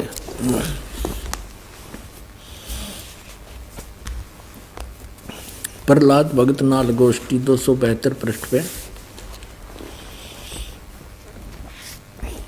तो प्रहलाद भगत की जब नानक साहिब जी मर्दाना और बाला वहाँ पहुँचे प्रहलाद भगत के लोक में, तो प्रहलाद भगत की नानक तपाजी तैनू कलयुग विच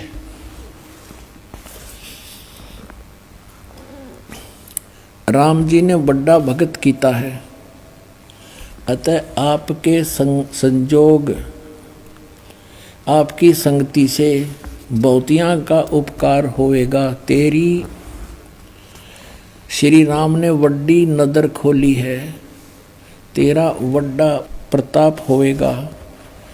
इस कलयुग विच अगे कबीर भगत ऐथे आया है। अब देखो, बिना ज्ञान के भगवान को तो भगत कह रहा प्रहलाद जी।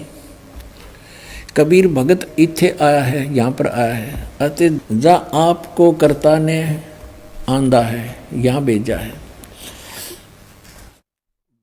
भा मर्दान ने आंदा है, ता मर्दान ने पूछिया। प्रहलाद भगत नू पूछिया, हे भगत जी तुसी भी वड्डे भगत हो, अते तुम्हारे पीछे भी राम जी ने वड्डा चरित्र चलत दिखाया है, एक बहुत बड़ा यानी नरसिंह रूप धारण किया था। तेरी राम जी ने वड्डी नदर खोली है।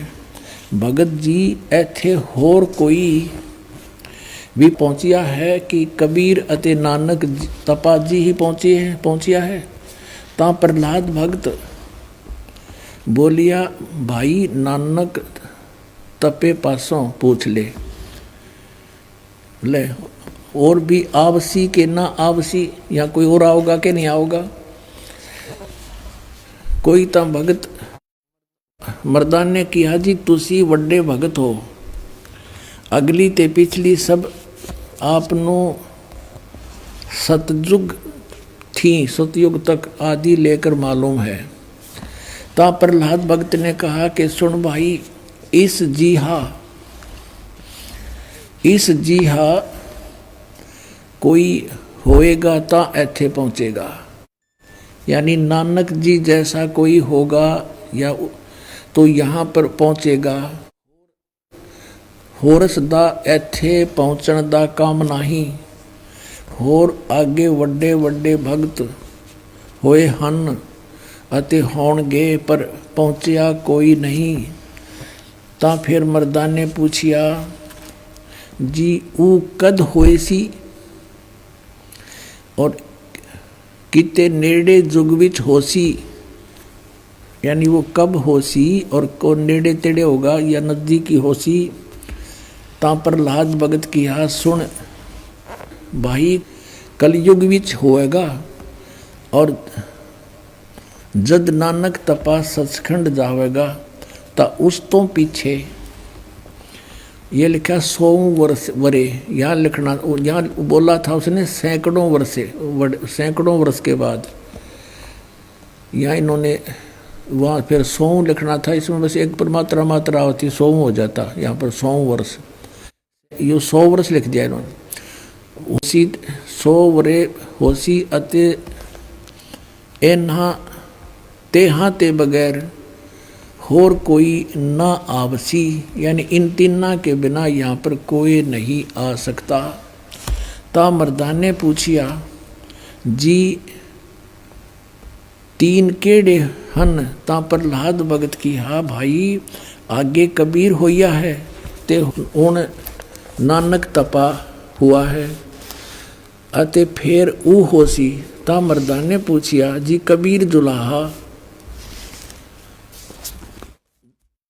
होया ते नानक खत्री होए, अते जी ऊ किस वर्ण होएगा, वो किस वर्ण विच होएगा, यानी किस जाति से होएगा, ते किस धरती पर होएगा होसी, और केड़े शहर ता प्रहलाद भगत किहा भाई पंजाब की धरती ते, और वर्ण जट वर्ण होगा, यानी जाट जाति में होगा।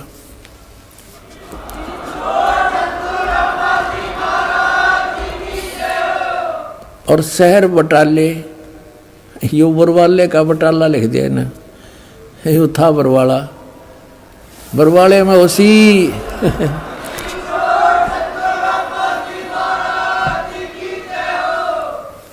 तो भाइयों और बहनों, ये क्लियर हुआ कि सतगुरु रामपाल जी का मुख्य प्रचार प्रसार का जो क्षेत्र है वो बरवाला था और आगे भी बरवाला ही रहेगा। विवेचन, संत रामपाल जी महाराज वही अवतार हैं जो अन्य प्रमाणों के साथ साथ जन्म साखी में लिखे वर्णन पर खरे उतरते हैं। अब विचार करो भाइयों और बहनों, अब सतगुरु रामपाल जी का जन्म इंद्रो देवी की कोख से हुआ है या प्रकट हुए हैं, क्योंकि प्रहलाद जी ने क्या कहा कि जो तीसरा आएगा वो भी उन दोनों के जैसा ही महापुरुष होगा। तो बताओ भाइयों और बहनों, कबीर जी ने मां के गर्भ से जन्म लिया था क्या? नहीं लिया। तो भाइयों और बहनों, सतगुरु रामपाल जी किसी मां के गर्भ से जन्म लेकर नहीं आए, ये स्वयं कबीर परमात्मा है। परिस्थितियां और समय के अनुसार परमात्मा लीला ऐसे ही अजब गजब करते हैं। जन्म साखी में 100 वर्ष के पश्चात लिखा है, यहां पर सैकड़ों वर्ष पश्चात कहा गया था, जिसको पंजाबी भाषा में लिखते समय 100 वर्ष ही लिख दिया, क्योंकि मर्दाना ने पूछा था कि वह कौन से युग में नजदीक ही आएगा। तब भगत प्रहलाद ने कहा था कि श्री नानक जी के सैकड़ों वर्ष पश्चात कलयुग में ही वह संत जाट वर्ण में जन्म लेगा। इसलिए यहाँ 100 वर्ष के स्थान पर सैकड़ों वर्ष ही न्यायोचित है। भाई सतगुरु रामपाल जी हैं, ये तो परमात्मा है। भगत प्रहलाद के मुख से इन्होंने सब कुछ बुलवाया था, लेकिन काल प्रेरणा से फिर यहाँ पर नीचे हम जैसे अज्ञानी जीव अपनी घटिया बुद्धि का इस्तेमाल करते हुए अपने हिसाब से इन पुस्तकों में लेख लिख देते हैं। तथा उसका प्रचार क्षेत्र बरवाड़ा के स्थान पर बटाला लिखा गया है। इसके दो कारण हो सकते हैं कि शहर बरवाला जिला हिसार हरियाणा उस समय पंजाब प्रांत में सुप्रसिद्ध नहीं था तथा बटाला शहर पंजाब प्रांत में प्रसिद्ध था। लेखनकर्ता ने इस कारण से बरवाला के स्थान पर बटाला लिख दिया। ये लेखक की अपनी सोच थी। दूसरा, प्रिंट करते समय बरवाले की जगह बटाले प्रिंट हो गया है। एक और विशेष विचारणीय पहलू है कि पंजाब के बटाला शहर में कोई भी जाट संत नहीं हुआ है जो इन महापुरुषों परमेश्वर कबीर देव जी व श्री नानक देव जी के समान महिमावान तथा इनके समान ज्ञानवान हुआ हो। इस आधार से तथा अन्य प्रमाणों के आधार से तथा इस जन्म साखी के आधार से स्पष्ट है कि वह तीसरे महापुरुष संत रामपाल जी महाराज हैं तथा इनका आध्यात्मिक ज्ञान भी इन दोनों महापुरुषों परमेश्वर कबीर जी तथा श्री नानक देव जी से मेल खाता है। अरे मेल नहीं खाता भाई, ज्यों का त्यों है, ज्यों का त्यों। मेल खाने का क्या मतलब है भाई? ज्यों का त्यों। और जो अध्यात्म का पूरा निष्कर्ष, पूरा निचोड़, पूरा ज्ञान, जो मूल ज्ञान, सार ज्ञान कबीर जी ने नहीं दिया, नानक जी ने नहीं दिया, वो अध्यात्म का मूल ज्ञान आज स्वयं कबीर परमात्मा सतगुरु रामपाल जी दे रहे हैं। तो ये लिखना कि संत रामपाल जी का ज्ञान भी उनके ज्ञान से मेल खाता है, ये गलत है। ये सतगुरु रामपाल जी की महिमा को कमजोर करता है। कबीर जी ने 650 साल पहले सतगुरु रामपाल जी के विषय में कहा था, यानी अपने विषय में, दूसरे रूप के विषय में, कि धर्मदास मेरी लाख दुहाई और ये मूल ज्ञान कहीं बाहर ना जाई। मूल ज्ञान जब तक छुपाई, जब तक बिचली पीढ़ी वो हंस ना आई। जब तक ये बिचली पीढ़ी वर्तमान समय नहीं आना था, तब तक ये मूल ज्ञान छुपा के रखना था। तो धर्मदास ने कहा कि भगवान उस ज्ञान को फिर कौन खोलेगा? तो कबीर जी ने कहा था कि भैया आगे चलकर 12वें पंथ में हम खुद ही आएंगे, 12वें पंथ हम ही चल आवें, सब पंथों को मिटाकर एक पंथ चलावें। और क्या कहा था कि भाई 9 मन सूत उलझिया ऋषि रहे झकमार और सतगुरु ऐसा सुलझा देगा उलझे न दूजी बार। तो 650 साल पहले कबीर जी ने भी जानबूझकर इस आध्यात्मिक ज्ञान को नहीं सुलझाया था, क्योंकि वो भक्ति का समय नहीं था। ये तो वर्तमान में उन्होंने पुण्य सतगुरु के रूप में आकर सुलझाना था, जो आज सतगुरु रामपाल जी ने सुलझा दिया है। अब इस कलयुग में नहीं उलझेगा, चाहे कोई भक्ति करियो या ना करियो। आप देखेंगे दोनों फोटोकॉपी, जो जन्म साखी भाई बाले वाली, जो कि एक पंजाबी भाषा में है, तथा दूसरी हिंदी में है, जो कि पंजाबी भाषा से ही अनुवादित है। इसमें कुछ प्रकरण ठीक नहीं लिखा है। जैसे पंजाबी भाषा में लिखा है कि जो इस जीहा कोई होवेगा ता एथे पहुँचेगा, होर दा एथे पहुँचण दा कम नहीं। परंतु हिंदी वाली जन्म साखी में यह विवरण नहीं है, जो बहुत महत्वपूर्ण है। इससे सिद्ध है कि लिखते समय कुछ प्रकरण बदल जाता है, फिर भी ढेर सारे प्रमाण जो इस पुस्तक में अन्य महापुरुषों के द्वारा संत रामपाल जी के विषय में कहे हैं, वे भी इसी को प्रमाणित करते हैं। अब इसमें विशेष बात क्या है? गुरुदेव क्या कह रहे हैं? विशेष, यदि कोई ये कहे कि जन्म साखी में लिखी व्याख्या संत गरीबदास जी गांव छुडानी वाले के लिए है, क्योंकि वे भी जाट जाति से थे तथा छुडानी गांव भी पहले पंजाब प्रांत के अंतर्गत आता था, ये भी उचित नहीं लगती। क्यों? क्योंकि संत गरीबदास जी ने अपनी अमृतवाणी असुर निकंदन रमेणी में कहा है कि सतगुरु दिल्ली मंडल आईसी, सूती धरनी सुम जगाईसी। गरीबदास जी ने तो अपने आगे आने वाले महापुरुष के विषय में लिख दिया कि भैया मेरे से उपदेश लेकर भी मोक्ष नहीं है, 12वें पंथ में भी मोक्ष नहीं है। मेरा सतगुरु जिंदा कबीर वो आगे चलकर दिल्ली मंडल में आएगा 8 सितंबर 1951 को। भावार्थ है कि संत गरीबदास जी के सतगुरु पूज्य कबीर साहिब जी थे। पुराना रोहतक जिला सोनीपत, रोहतक तथा झज्जर को मिलाकर एक ही जिला रोहतक था, दिल्ली मंडल में लगता था। ये किसी राजा के अधीन नहीं था, अंग्रेजों के शासनकाल में दिल्ली के अधीन था। संत गरीबदास जी ने स्पष्ट किया है कि सतगुरु यानी परमेश्वर कबीर जी दिल्ली मंडल में आएंगे। देखो भाई और बहनों, आप और हमारे विश्वास के लिए गरीबदास जी ने क्या कहा कि मेरे जो सतगुरु हैं, जो जिंदा बाबा कबीर जी मुझे मिले थे, वो आगे चलकर कहाँ आएंगे? सतगुरु दिल्ली मंडल आईसी। संत गरीबदास जी ने स्पष्ट किया है कि सतगुरु यानी परमेश्वर कबीर जी दिल्ली मंडल में आएंगे। तो आज दिल्ली मंडल में 8 सितंबर 1951 को कौन आए? सतगुरु रामपाल जी। तो यहां सतगुरु रामपाल जी कौन हुए? कबीर परमेश्वर जी। और भक्तिहीन प्राणियों को जगाएंगे, सत भक्ति करवाएंगे। तो आज भाई और बहनों, सत भक्ति कौन करवा रहा है? गरीबदास जी का सतगुरु कबीर परमेश्वर, यानी हमारे गुरु सतगुरु रामपाल जी। ध्यान रहे, कबीर सागर में काल के दूतों ने मिलावट करके सत्य को न जानकर अपनी अटकलबाजी से असत्य प्रमाणित किए हैं। उनका नाश करने के लिए परमेश्वर कबीर जी ने अपने अंश अवतार संत गरीबदास जी द्वारा यथार्थ ज्ञान प्रचार करवाया है, जो संत गरीबदास जी की अमृतवाणी रूप में है। इसी बात की पुष्टि कबीर सागर के संपादक कबीर पंथी श्री युगलानंद बिहारी जी की उस टिप्पणी से होती है जो उन्होंने अनुराग सागर तथा ज्ञान सागर की भूमिका में की है। कहा है कि कबीर पंथियों ने ही कबीर पंथ के ग्रंथों का नाश कर रखा है, अपने अपने मत अनुसार फेर बदल करके अपने मत को जोड़ा है। मेरे पास अनुराग सागर तथा ज्ञान सागर की कई प्रतिक्रियाएं रखी हैं, जिनमें से एक दूसरे से मेल नहीं खा रही है। कहने का मतलब है कि कबीर सागर में पिछले 500-600 वर्षों के अंतराल के दौरान काल प्रेरणा से कबीर पंथियों ने बहुत सारी मिलावट वाणियों में कर दी है, जिसको पूर्णतया शुद्ध करवाने के लिए एक नया संवेद सदग्रंथ साहिब लिखवाने के लिए कबीर परमात्मा जी ने गरीबदास जी को निमित्त बनाया। यानी गरीबदास जी के रूप में खुद ही कबीर परमात्मा थे, अपना डबल रोल कर रहे थे। तो गरीबदास जी का जो सूक्ष्म वेद है, सदग्रंथ साहिब है, जिसमें 24,000 वाणियां हैं, वो कंप्लीट 5वां वेद सूक्ष्म वेद है।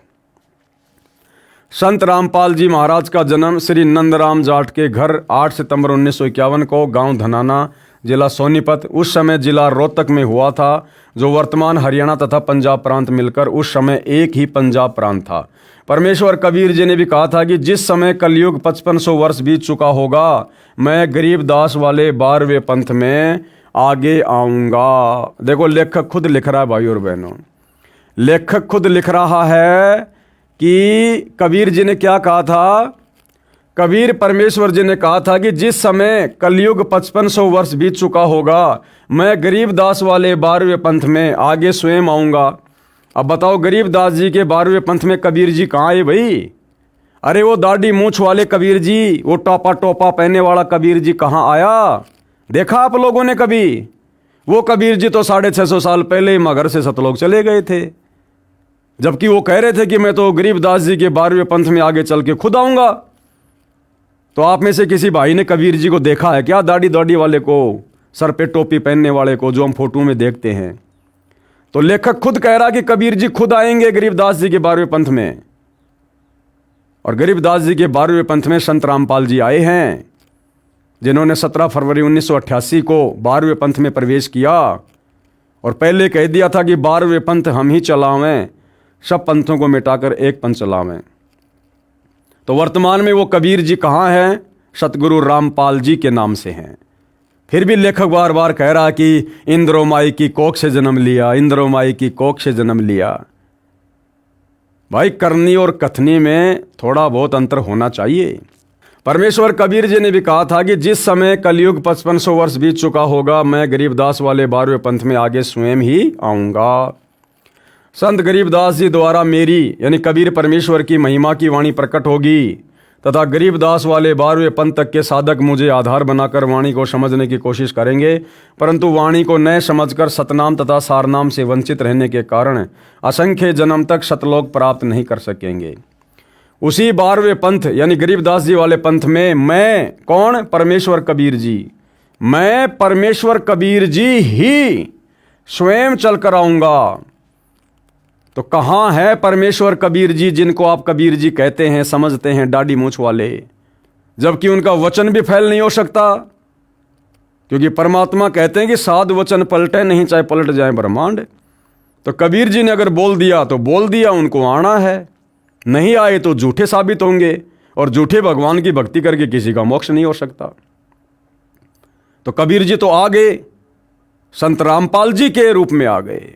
अब उनको पहचानना पड़ेगा, उनके ज्ञान को आधार बनाकर सद्बुद्धि की भीख मांगनी पड़ेगी उनसे कि हे गुरुदेव भगवान, अपनी वास्तविक पहचान करवाओ। हम नादान 2 कौड़ी के तुच्छ जीव अपनी बुद्धि के हिसाब से आपको नहीं जान सकते, नहीं पहचान सकते।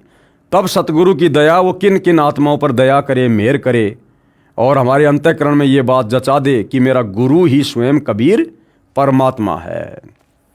उसी 12वें पंथ गरीबदास जी वाले पंथ में मैं परमेश्वर कबीर जी ही स्वयं चलकर आऊँगा। तब संत गरीबदास जी द्वारा प्रकट की गई वाणी को मैं कबीर परमेश्वर और प्रकट होकर समझाऊंगा। अब संत गरीबदास जी की वाणियों को, सदग्रंथ साहिब को सन 1994 से धरती पर कौन समझा रहा है? सतगुरु रामपाल जी समझा रहे हैं। और कबीर परमात्मा क्या कह रहे हैं कि मैं कबीर परमात्मा स्वयं समझाऊंगा गरीबदास जी की वाणियों को आगे चलकर। और कैसे आऊंगा? प्रकट होकर समझाऊंगा, प्रकट होकर समझाऊंगा। माँ की कोख से जन्म लेकर बड़ा होकर, ऐसा नहीं कहा, प्रकट होकर समझाऊंगा। तो सतगुरु रामपाल जी भाई और बहनों परमेश्वर हैं। आज मान लो, नहीं तो कल मानना पड़ेगा। कल को ज़्यादा लेट हो जाओगे, फिर मोक्ष से वंचित हो जाओगे। तो आज ही थोड़ा अधीन होकर, धैर्य से, निष्पक्ष होकर ज्ञान को समझो, परमात्मा से सद्बुद्धि की भीख मांगो और समय रहते अपने दाता को पहचान लो, भाई फायदा रहेगा। प्रमाण के लिए कृपया देखें इसी पुस्तक के पेज नंबर 91 पर पढ़ें कबीर परमेश्वर द्वारा स्वयं अवतार धारण करने की भविष्यवाणी। अब देखिए भाई और बहनों, लेखक बार बार कह रहा है कि संत रामपाल जी कबीर जी के अवतार हैं, कबीर जी के अवतार हैं, संत रामपाल जी को कबीर जी ने ऊपर से भेजा है। अब यहाँ क्या कह रहे हैं? कबीर परमेश्वर द्वारा स्वयं अवतार धारण करने की भविष्यवाणी, यानी कबीर परमात्मा खुद ही अपना अवतार होता है, सतलोक से किसी को अवतार रूप में भेजता नहीं है, इन्हें आवश्यकता नहीं है। इससे सिद्ध हुआ कि जन्म साखी में जिस जाट संत के विषय में कहा है, निर्विवाद रूप से वह संत रामपाल जी महाराज जी ही हैं। फिर भी हम संत गरीबदास जी का विशेष आदर करते हैं, क्योंकि उन्होंने परमेश्वर कबीर जी का अमर संदेश सुनाया है। यदि कोई भ्रम उत्पन्न करे कि 10 गुरु साहिबानों में से भी किसी की ओर संकेत हो सकता है, यानी नानक जी के बाद में जो और सिख धर्म में गुरु हुए हैं, तो कोई कहे कि भाई वो तो अन्य हमारे गुरु साहिबानों के विषय में लिखा है। इसके लिए याद रहे कि 10 सिख गुरु साहिबानों में से कोई भी जाट वर्ण से नहीं है। 10 गुरु साहिबानों में कोई भी जाट जाति से नहीं था। और भगत प्रहलाद ने तो जाट वर्ण में आने की बात कही है। दूसरे सिख गुरु श्री अंगद देव जी खत्री थे। तीसरे गुरु जी श्री अमरदास जी भी खत्री थे। चौथे गुरु जी श्री रामदास जी भी खत्री थे तथा 5वें गुरु श्री अर्जुन देव जी से लेकर 10वें तक अंतिम श्री गुरु तेग बहादुर सिंह जी तक श्री गुरु रामदास जी की संतान अर्थात खत्री थे। फिर भी हम सभी सिख गुरु साहिबानों का विशेष आदर करते हैं। संत रामपाल जी महाराज क्या कहते हैं? जीव हमारी जाति है, मानव धर्म हमारा, हिंदू मुस्लिम सिख ईसाई धर्म नहीं कोई न्यारा। और परमेश्वर कबीर जी ने कहा है, जाति न पूछो संत की, पूछ लीजियो ज्ञान, मोल करो तलवार का, पड़ी रहन दो म्यान। अर्थात इन दोनों वाणियों का एक ही अर्थ है। ये दोनों वाणियाँ एक ही महापुरुष के विचारों की ओर संकेत कर रही हैं। अर्थात सतगुरु रामपाल जी स्वयं ही कबीर परमात्मा हैं। कृपया प्रमाण के लिए देखिए फोटोकॉपी जन्म साखी पंजाबी, गुरुमुखी पंजाबी भाषा वाली तथा हिंदी वाली, दोनों में आप जी सहज में समझ सकते हो कि वास्तविकता क्या है। जन्म साखियों के प्रकाशक हैं भाई जवाहर सिंह कृपाल सिंह, अमृतसर पंजाब। तो यहाँ पर फोटोकॉपी वगैरह लगाई गई है, आप जी देख सकते हैं। ये पंजाबी भाषा में है, जन्म साखी भाई बाले वाली। इस पर भी वही प्रकरण लिखा हुआ है कि कैसे कैसे नानक जी अपने दोनों शिष्य बांला और मर्दाना को लेकर भगत प्रहलाद के लोक में गए। और नीचे ये हिंदी वाली है, कृपया देखें फोटोकॉपी जन्म साखी भाई बाले वाली हिंदी वाली के पेज नंबर 305 की।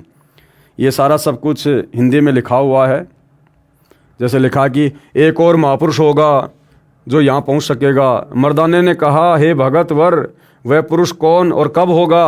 प्रहलाद ने उत्तर दिया कि जब गुरु नानक देव जी आएंगे तो इनके 100 वर्ष पश्चात आएगा। अर्थात यहाँ केवल 3 आदमी ही आने हैं। ये आदमी लिखना थोड़ा सा अच्छा नहीं लगता है, महापुरुष। ये सब कुछ लिखा हुआ इसमें। प्रश्न नंबर 1, एक संस्कृत के विद्वान शास्त्री ने कहा कि आपके गुरु संत रामपाल जी महाराज संस्कृत नहीं पढ़े हैं। आप कहते हो कि उन्होंने श्रीमद् भगवद गीता का यथार्थ अनुवाद करके भक्तों को बताते हैं। ये कभी नहीं हो सकता, क्योंकि ये हमारी जीव सोच है भाई और बहनों, जबकि परमात्मा को पढ़ने की आवश्यकता नहीं है। परमात्मा तो सभी भाषाओं का जनक है। विश्व की, सृष्टि की सभी भाषाओं को परमात्मा ने ही जन्म दिया है। और हम इंसानों की भाषा को तो छोड़ो, परमात्मा तो 184 योनियों में जितने भी जीव जंतु हैं सूक्ष्म और दिखाई देने वाले, परमात्मा तो सबकी भाषा तो छोड़ो, उनके मन की बात को भी जानते हैं, क्योंकि परमात्मा सर्वज्ञ होते हैं। तो सतगुरु रामपाल जी के भगत ने क्या उत्तर दिया? संत रामपाल जी महाराज के भगत ने उत्तर दिया, शास्त्री जी उसी को परमात्मा का अवतार कहते हैं। परमात्मा का अवतार नहीं, परमात्मा कहते हैं जो भाषा का ज्ञान ना होते हुए यथार्थ अनुवाद कर दे। अरे भाषा को पढ़ के 10, 15, 20 साल संस्कृत पढ़ के, अंग्रेजी पढ़ के तो कोई भी अनुवाद कर दे। परमात्मा उसी को कहते हैं जो बिना पढ़े लिखे और एज इट इज अनुवाद कर दे, जो पढ़ा लिखा भी नहीं कर सकता। क्यों? क्योंकि परमेश्वर सर्वज्ञ हैं। सर्वज्ञ यानी सब कुछ जानने वाले, उन्हीं गुणों से युक्त उसका भेजा हुआ अवतार होता है। वह अवतार संत रामपाल जी महाराज जी हैं। ये लेखक की अपनी सोच है भाई और बहनों, अब आप समझ गए होंगे। आप तो केवल वेदों और गीता के अनुवाद से अचंभित हैं। संत रामपाल जी महाराज ने तो बाइबल तथा कुरान को यथार्थ रूप में बताया है, जिसे ईसाई धर्म के वर्तमान के फादर व पादरी तथा मुसलमान धर्म के मुल्ला व काजी भी नहीं समझ सके। कृपया पढ़िए पुस्तक ज्ञान गंगा में। एक महापुरुष के विषय में जय गुरुदेव की भविष्यवाणी, यानी जो जय गुरुदेव पंथ के जो प्रवर्तक श्री तुलसीदास जी, जो अब परलोक सिधार चुके हैं, उन्होंने भी उस महापुरुष यानी सतगुरु रामपाल जी के विषय में समय समय पर अपनी भविष्यवाणियाँ की है। जिस समय उनकी पूर्व जन्म की याददाश्त, या फिर यूँ कह लीजिए उनके पास में उनकी पूर्व जन्म की भक्ति कमाई शेष थी, तो परमात्मा ने उनको भी निमित्त बनाया अपने विषय में भविष्यवाणियों के लिए। एक महापुरुष के विषय में जय गुरुदेव की भविष्यवाणी, जय गुरुदेव पंथ के श्री तुलसीदास साहिब की विशेष भविष्यवाणी, जय गुरुदेव उर्फ राधा स्वामी पंथ मथुरा के परम संत की भविष्यवाणी, और ये है धर्माचार्यों राजनीतिज्ञों को नेक सलाह, यानी जो मनमुखी धर्म के ठेकेदार आचार्य शंकराचार्य बने बैठे हैं और जितने भी राजनीतिज्ञ लोग हैं, उनको सलाह दी जा रही है तुलसीदास जी के द्वारा कि आने वाला समय बड़ा खतरनाक है, बड़ा विषम है, सुधर जाओ, संभल जाओ, सदाचारी बन जाओ, नाम उपदेश ले लो, सत भक्ति करो तो बच पाओगे, अन्यथा ऐसे जाओगे जैसे गधे के सिर से सींग, क्योंकि आने वाला समय युग परिवर्तन का है। धर्म तब आएगा जब सब धर्म के लोग लड़ना छोड़ें। राष्ट्र की उन्नति तभी होगी जब राजनीतिक लोग लड़ना, आंदोलन, हड़ताल, तोड़फोड़, रिश्वत अथवा स्वार्थ एवं दल बदल छोड़ दें। मांस, मछली, शराब, ताड़ी भी छोड़ दें। इससे पहले देश की खुशहाली की जो बात करता है वह भविष्य के आने वाले संकट से बदहोश है। वह ये नहीं जानता है कि देश की प्रजा दुराचारी, चरित्रहीन, लड़ने भिड़ने व कामचोर, हड़ताली, आंदोलन, तोड़फोड़ करने वाली हो गई है। मांस, मछली, अंडों का भक्षण करने लगी है। शराब, ताड़ी व अन्य नशीली वस्तुओं के सेवन से प्रजा बदहोशी में आकर पागल बनकर कुत्तों की भांति लड़ने लगी है। वह देश की जनता अपनी गरीबी को कदापि नहीं मिटा सकती। ये साकारी पत्रिका में 8 जुलाई 1971 को लिखा गया है। फिर बाद में लिखा है अवतारी शक्तियों का जन्म हो गया है। अब यहाँ पर सतगुरु रामपाल जी के विषय में बड़ी ही सटीक भविष्यवाणी श्री तुलसीदास जी ने की है। भारतवर्ष में अवतारी शक्तियों ने जन्म ले लिया है। अनेक स्थानों पर वे बच्चों के रूप में पल रहे हैं और समय आने पर प्रकट हो जाएंगे, यानी सबके सामने आ जाएंगे। कहने का मतलब है सतगुरु रामपाल जी का उनके मिशन में जो आत्माएं सहयोग जो करेंगी, उन आत्माओं के विषय में ये भविष्यवाणी की हुई है। वरना यही बच्चे उनके विनाश का कारण बन जाएंगे। इन बच्चों को गोश्त व अंडा दिया जाता है तो वे मुंह फेर लेते हैं और इधर उधर देखते भी नहीं। माँ बाप इस बात का ध्यान रखें कि जो बच्चे इन चीज़ों को खाना नहीं चाहते उन्हें ज़बरदस्ती ना खिलाएं। अब क्या लिखा हुआ देखो भाई और बहनों, यहाँ सतगुरु रामपाल जी के विषय में बिल्कुल स्पष्ट भविष्यवाणी। वह अवतार जिसकी लोग प्रतीक्षा कर रहे हैं। कौन लोग? परमात्मा चाहने वाली आत्माएं, जिन्होंने सतयुग में परमात्मा को पाना चाहा, घर छोड़कर जंगलों में चले गए, घोर तप किए, लेकिन परमात्मा नहीं मिला, क्योंकि उनकी भक्ति विधि परमात्मा को पाने वाली शास्त्रों के अनुसार नहीं थी। तो युगों युगों से जो आत्माएं परमात्मा की तलाश में हैं, अब उनका वो समय बहुत नज़दीक है। वह अवतार जिसकी लोग प्रतीक्षा कर रहे हैं 20 वर्ष का हो चुका है। ये भविष्यवाणी इन्होंने की 7 सितंबर 1971 को। 7 सितंबर 1971 को इन्होंने भविष्यवाणी की। वह अवतार जिसकी लोग प्रतीक्षा कर रहे हैं 20 वर्ष का हो चुका है। अब भाइयों और बहनों, 8 सितंबर 1951 को सतगुरु रामपाल जी सतलोक से चलकर धरती पर प्रकट हुए, दुनिया की नज़रों में जन्म लिया। और ये भविष्यवाणी जय गुरुदेव ने की। ये कब? 7 सितंबर 1971। तो 8 सितंबर 1951 से लेकर 7 सितंबर 1971 पूरे 20 वर्ष हो रहे हैं। पूरे 20 वर्ष सतगुरु रामपाल जी के उस प्राकाट्य को। और जय गुरुदेव क्या कह रहा है? वह 20 वर्ष का हो चुका है। अब धरती पर सतगुरु रामपाल जी के अलावा ऐसा कोई भी संत महात्मा महापुरुष नहीं है जिसकी सांसारिक तौर पर डेट ऑफ बर्थ बिल्कुल जय गुरुदेव की भविष्यवाणी के अनुसार हो। केवल एकमात्र सतगुरु रामपाल जी हैं। वह अवतार जिसकी लोग प्रतीक्षा कर रहे हैं 20 वर्ष का हो चुका है।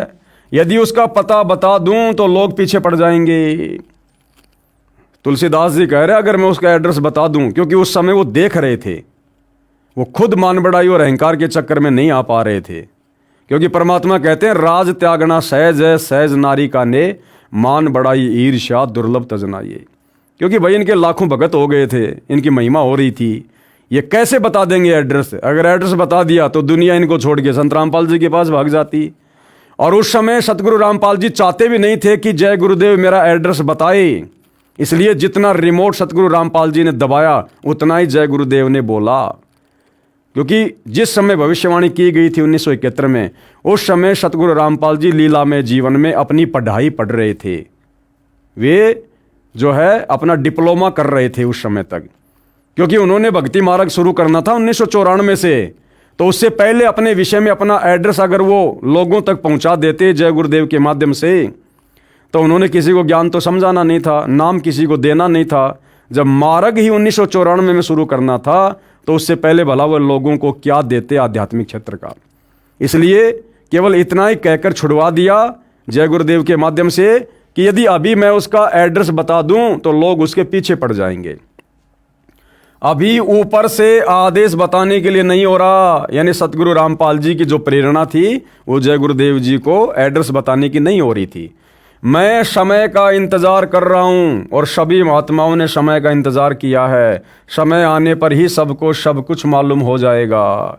तो भाइयों और बहनों, लाखों को तो मालूम हो गया है और बाकी दुनिया जो बेहोश है, मदहोश है, उसको युग परिवर्तन 2028 के बाद, कमर तुड़वाने के बाद पता हो जाएगा, सर्वनाश करवाने के बाद पता हो जाएगा कि सतगुरु रामपाल जी कौन शक्ति हैं। तो ये भविष्यवाणी पूरी की पूरी सतगुरु रामपाल जी के ऊपर बिल्कुल सटीक उतर रही है। फिर आगे क्या लिखा है? परिवर्तन का कारण भारतवर्ष बनेगा। यानी जो आध्यात्मिक क्रांति है वो भारत से उठेगी और पूरे विश्व में वर्तमान में जो आग लगी हुई है भौतिकतावाद की, आधुनिकरण की, इसका समापन भारत से होगा, आध्यात्मिक क्रांति से होगा। और भारत मतलब विश्व गुरु बनेगा, धर्म गुरु बनेगा। कहने का मतलब ये है भारतवर्ष को विश्व में परिवर्तन का कारण अब बनना होगा। त्रेता में विश्व युद्ध का कारण भारतवर्ष था, क्योंकि रामचंद्र जी गए थे श्रीलंका में युद्ध करने के लिए। तो त्रेता युग में भी राम रावण युद्ध का कारण भारत ही बना था। और द्वापर में भी विश्व युद्ध का कारण भारतवर्ष ही था। यानी महाभारत का युद्ध जिसमें पूरे विश्व की सेनाएं 2 भागों में विभाजित हो गई थी, भारत में ही हुआ था। और इस समय भी भारत को ही कारण बनना पड़ेगा। इस समय भी जो युग परिवर्तन होगा वो भारत से ही होगा। भारत ही का मुख्य कारण बनेगा। मुस्लिम राष्ट्रों में भारी झगड़ा होगा। सभी मुसलमान आपस में लड़कर समाप्त हो जाएंगे। क्योंकि मुसलमानों में भाई और बहनों एक कट्टरता बहुत ज़्यादा है धर्म को लेकर। ये दूसरे के धर्म को स्वीकार नहीं करेंगे, भले ही इनका खुद का धर्म पूरी तरह से भ्रष्ट है। इसलिए ये किसी की सलाह मानेंगे नहीं, भक्ति मार्ग कोई अपनाएंगे नहीं, और अंत में लड़ झगड़ कर पुण्यहीन होकर ये खुद ही आपस में कट कट के लड़ाई झगड़ों में मर जाएंगे। अधिकांश छोटे छोटे देश टूटकर बड़े राष्ट्रों में मिल जाएंगे। जैसे छोटे छोटे देश हैं, ये तिब्बत है, और आपका नेपाल है, भूटान है, बांग्लादेश है। इस प्रकार के छोटे छोटे जो देश हैं जो पहले भी भारत का हिस्सा था, ये सारे वापस भारत में मिल जाएंगे। भारत इन सब का अगुवा होगा। चीन के समस्त वैज्ञानिक प्रगति को चूर्ण करके चीन को नष्ट कर दिया जाएगा। यानी चीन तो नास्तिक देश है, वैसे भी उसका तो विनाश होना ही होना है। चीन में बचे कुछ लोगों की सहायता भारत करेगा। यानी चीन में जो अच्छी आत्माएं बचेंगी, जिनमें धार्मिकता होगी, उनकी रक्षा फिर भारत करेगा। इसी बीच तिब्बत भारत में मिल जाएगा। यदि सभी राष्ट्र आपस में मिलकर भारतवर्ष पर आक्रमण करें तो भी इसे कोई जीत नहीं सकता। क्यों? क्योंकि भारत में सबका बाप बैठा हुआ, भाई सतगुरु रामपाल जी बैठे हुए। भारत में नए सिरे से संगठन होगा, यानी नए सिरे से राजनीति का जन्म होगा, जो धर्म नीति से फिर राजनीति करेंगे। सेवक बनकर, दास बनकर, जो अपने गुरु की आज्ञा में रहकर जो देश की सत्ता की बागडोर को संभालेंगे। इसलिए नए तरीके से भारत में दोबारा से जो है सत्ता की स्थापना होगी।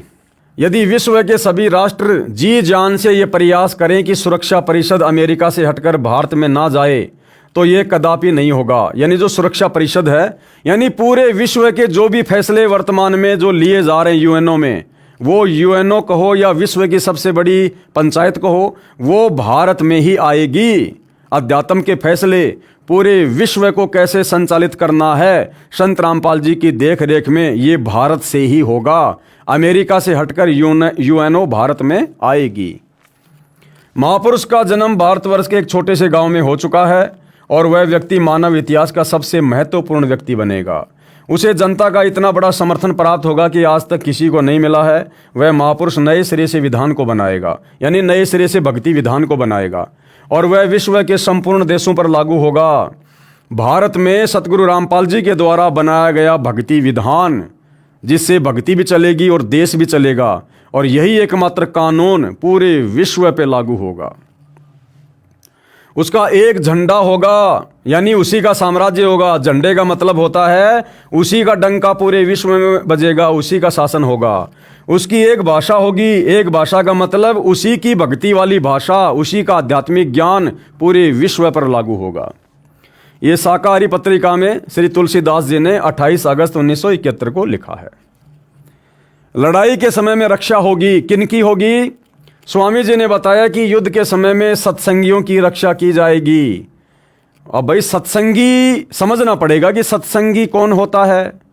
सत्संग तो दुनिया भर के चल रहे हैं, और वो अब जय गुरुदेव पंथ वाले खुद ये जर्दा भी खाते हैं, अंडे भी खाते हैं, ये बीड़ी भी पीते हैं, नशा भी करते हैं, तो ये सत्संगी थोड़ी हैं। राधा स्वामी पंथ वाले, धन धन सदगुरु पंथ वाले, जय गुरुदेव पंथ वाले, निरंकारी पंथ वाले, हंसादेश पंथ वाले, दुनिया भर के पंथ वाले सारे नशे करते हैं, देवी देवताओं की पूजा करते हैं, सारी व्यर्थ की जो परंपराएं हैं उनमें शामिल होते हैं। तो काहे के सत्संगी हैं? सत्संगी यानी पहले तो यह समझना होगा सत्संग क्या होता है। सत्य का संग, और सत्संग केवल कबीर परमात्मा स्वयं आके करता है। यानी वर्तमान में सतगुरु रामपाल जी ही सत्संगी हैं, जो सत्य कह रहे हैं, सत्य ज्ञान दे रहे हैं। और सतगुरु रामपाल जी का जो फॉलोअर होगा और उनके भक्तों में भी जो मर्यादाओं में रहेगा, उन सत्संगियों की आने वाले समय में, उन आपत्तियों के दौर में रक्षा होगी, सुरक्षा होगी। जय गुरुदेव नाम को बराबर याद करते रहेंगे, बिल्कुल सही बात है, लेकिन तुलसीदास वाला जय गुरुदेव नाम नहीं। संत रामपाल जी जय गुरुदेव, ये है असल में जय गुरुदेव, यानी जिनकी जय बोलनी चाहिए, जिनकी महिमा करनी चाहिए। और सतगुरु रामपाल जी ने जो भक्ति मंत्र दे दिया, जो उसका जाप करेगा, सुमरण करेगा, सतनाम का, प्रथम नाम का, या जैसे भी है, उनके सत्संग सुनता रहेगा। सत्संग सुनना भी मंत्र जाप है, तीनों समय की आरती करना भी मंत्र जाप है। तो जो इस प्रकार से सतगुरु रामपाल जी के द्वारा दी गई भक्ति करेगा, वो है मंत्र जाप सुमरण, उसकी रक्षा होगी। जय गुरुदेव नाम को बराबर याद करते रहेंगे, ये परमात्मा का नाम है और हर क्षण तुम्हारी रक्षा करेगा। अब अगर ये जय गुरुदेव नाम ही जो तुलसीदास जी के द्वारा उनके भक्तों को दिया गया, जो कि परमात्मा का नाम है, भक्तों की हर क्षण रक्षा करता है, तो जय गुरुदेव के द्वारा दिए गए नाम को तो छोड़ो, खुद जय गुरुदेव जी की अंतकाल में कैसे दुर्गति हुई, कोड हो गया उनके शरीर में, कोड, उनका हाथ पूरा गड़ गया, दुर्गति से मौत हुई उनकी अंत में। किसकी? खुद जय गुरुदेव की। तो भला जो आदमी जय गुरुदेव नाम जपेगा उसका क्या होगा? जब जय गुरुदेव को खुद को कोड हुआ।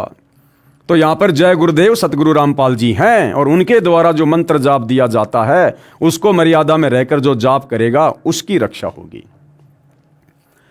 उपरोक्त पुस्तक की फोटोकॉपियों में संत रामपाल जी महाराज के विषय में वर्णन इस प्रकार है। संत रामपाल जी महाराज का जन्म, अरे जन्म नहीं रे मेरे भाई, अब तो समझ जा, 8 सितंबर 1951 को गांव धनाना, जिला सोनीपत, प्रांत हरियाणा, भारतवर्ष में जाट किसान परिवार में हुआ। वैसे भाइयों और बहनों, संत की कोई जाति नहीं होती है, लेकिन यहाँ के विधान के अनुसार इन चीज़ों का जिक्र करना पड़ता है। विशेष जानकारी इस पुस्तक के कई स्थानों पर है, कृपया वहाँ से पढ़िए।